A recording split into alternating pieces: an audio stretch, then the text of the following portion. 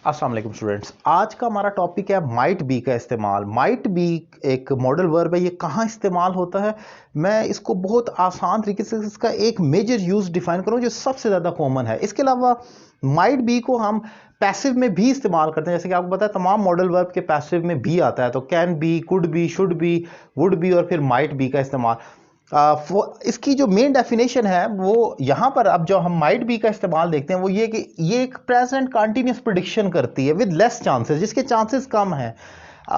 कोई मौजूदा वक्त में इस टाइम हाल में एक प्रिडिक्शन मैं करता हूं, कोई काम हो रहा होगा, मुझे नहीं पता, मैं यहां पर खड़ा हूं, I am not sure either the action is really happening or not, but I will predict something but in present progressive form. अभी इस टाइम हालत में, अभी जैसे मैं यहां पर खड़ा हूं, मुझे बाहर से आवाज आती है, मैं कहता हूं कोई दरवाजे पर दस्तक दे रहा होगा। अब ये मैं यकीन से नहीं कह रहा, somebody will be knocking, will be नहीं करना, माइट बी नॉकिंग होगा। क्यों? क्योंकि I am not sure about it, either it is a real statement or not, कि ये फैक्चुअल हकीकत है भी या नहीं। तो कोई काम जब मैं देता हूं कि कोई झूठ बोल रहा होगा, कोई मेरा इंतजार कर रहा होगा, मुझे मुझे हकीकत नहीं मालूम, तो मैं कहूंगा somebody might be waiting for me। सो ये तब इस्तेमाल होगा जब कोई प्रेजेंट कंटिन्यूस प्रिडिक्शन है जिसके चांसेस बहुत कम है। फॉर एग्जांपल शायद वो सो रहा होगा, मुझे नहीं पता, मैं वैसी एक बात कर रहा हूं कि काफी देर होगी, ये शायद वो सो रहा होगा इस time.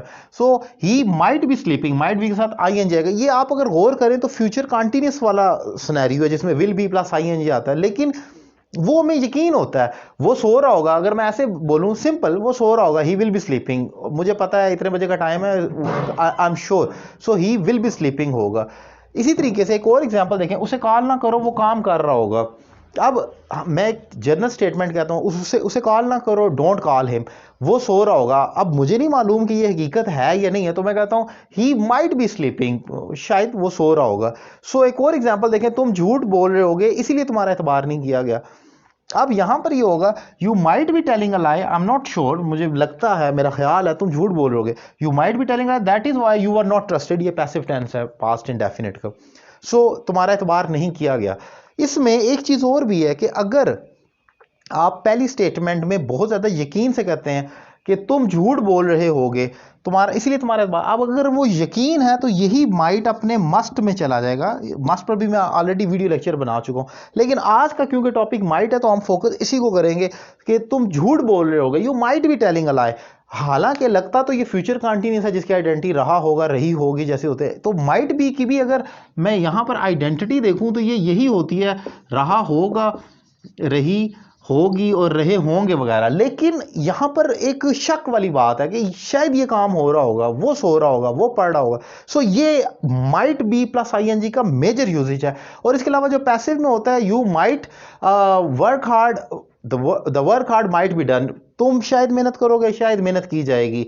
He might drive a car might be driven, तो माइट बी वहां पर भी आता है जो पैसिव होता है, लेकिन वो ऑब्वियसली मैं आज उसको फोकस नहीं कर रहा है, मैं मेजर यूजेज कंटिन्यूस फॉर्म में डिफाइन कर रहा हूं। उम्मीद करता हूं ये लेक्चर आपको माइट बी का स्पेसिफिक इस्तेमाल समझने में बहुत ज्यादा हेल्प इसने किया होगा।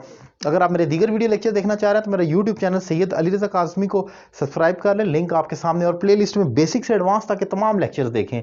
और अगर आप मुझसे 1-to-1 क्लास लेना चाह रहे हैं ऑनलाइन और आपको मेरे पढ़ाने का अंदाज पसंद है तो एक रीजनेबल फी पे कर आप ऑनलाइन क्लास ले सकते हैं घर बैठे। इसके अलावा रावलपिंडी इस्लामाबाद के स्टूडेंट मेरी अकेडमी ज्वाइन कर सकते हैं जो कि इवनिंग के टाइम में होती है, वहां पर मैं खुद लाइव क्लास देता हूँ। एक अच्छा मौका है, पिंडी इस्लामाबाद के स्टूडेंट मुझसे लाइव क्लास ले सकते हैं। Thank you very much.